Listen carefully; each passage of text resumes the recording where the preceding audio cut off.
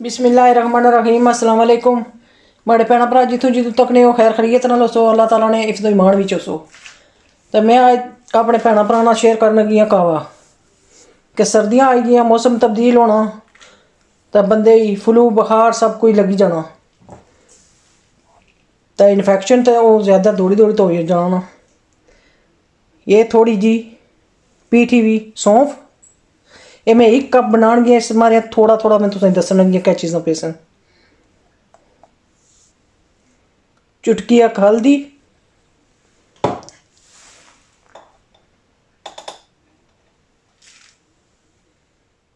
Ginger,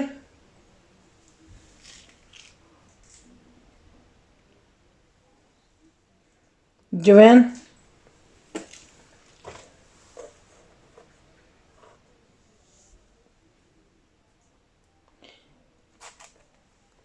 ये पीठी हुई ये लजी क्या ना है दालचीनी, भुली जानियां ना ही थे, ये दालचीनी है। ये सारियां चीज़ां बई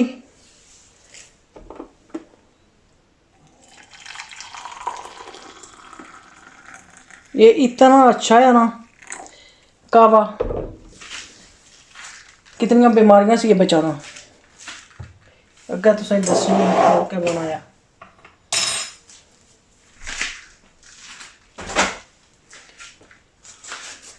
असां गैसें कोई होई भी प्रॉब्लम कल लैनी तुसें वीडियो नहीं पहुंची तो मिगी चलो मैं ये तुसें एह्का भी नहीं देनी, मैं जिसलै ज़्यादा तकलीफ होऐ तो मैं किन्नी होनी तो काफ़ी आराम मचना,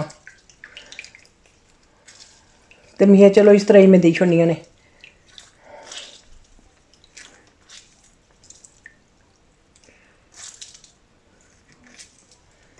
जिसलै भी मिगी तकलीफ होऐ ना मैं इस तरह करी ना तो मैं पीनी होनी तो काफ़ी बेहतर हो जानी।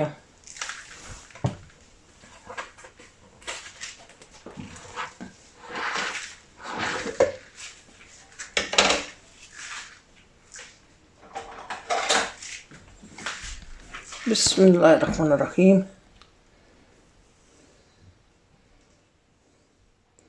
कोई ज़्यादा ही भरी छोड़ी ना,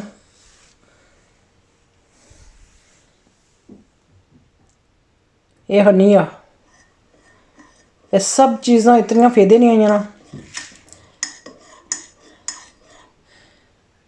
कोई इन्फेक्शन होया हुआ है या कुछ भी होया हुआ है तो ये पियो। मिगी इतना ज़्यादा इन्फेक्शन होया सा तो मैं ये कावे पी ना तो मैं ठीक हुई सी, मैं कोई डॉक्टर को ना गई सी।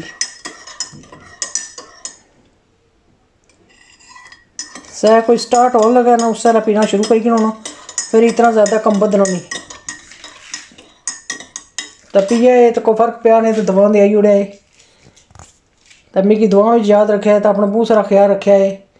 मैं हूँ अपने भैन भ्राएं को किसान इजाजत, अल्लाह हाफिज़।